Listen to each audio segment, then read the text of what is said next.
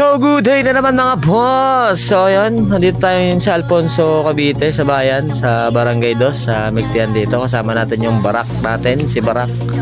So yan, nandyan sa labas. So inilabas natin ang ating prinsesa na si Boss Janela. So yan, ang aking asawa. So dahil mansari namin mga boss, so nilabas ko siya ngayon. At baka isipin kasi nito wala na akong time. So ayan na nyo tumingin sa camera natin mga bossing ko. So sa mga tropa dyan, napakasarap ng milk tea dito sa Barangay 2. So ayan, shout out. Habang kami naghihintay dito mga boss ay medyo nag-usap-usap na kami kung paano mangyayari sa future naming dalawa. So ayan, ayaw niya talaga tumingin sa camera natin mga bossing ko. So sa mga tropa natin naghahanap mga boss, pasensya na kayo, hindi ako nakapasok ngayon, gawa ng may importanteng lakad lang po si boss. Tsaka mansari ko po ngayon, ay mansari po namin dalawa ng aking asawa. So binigyan ko muna ng oras ang aking pinakamamahal na asawa. Shout out.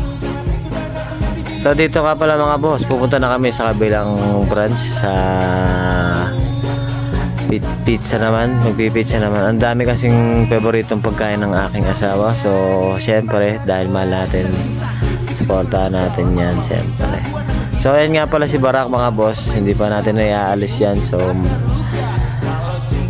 ating Barakong yan, baka gusto nyo na, bilhin nyo na. So nandito na nga pala kami sa pizzahan mga boss.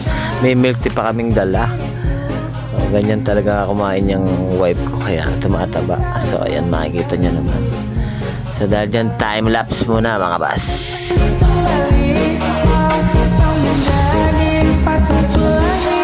Bukan kita menerima curamu, karena ku sudah ada pengganti dirimu.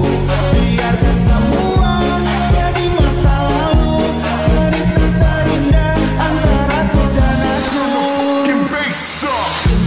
Dalam dada pada pandangan pertama, dari itulah aku terlena.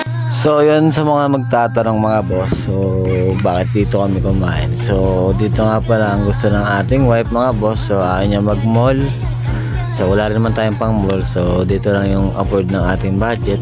At yan ang gusto ko sa kanya, hindi siya maluho mga bossing. So kaya mahal na mahal ko yan. Sana makita niya tong video to. Happy mansari sa kanya. At mahal na mahal ko siya. Yun lang ang gusto ko dyan sabihin sa kanya.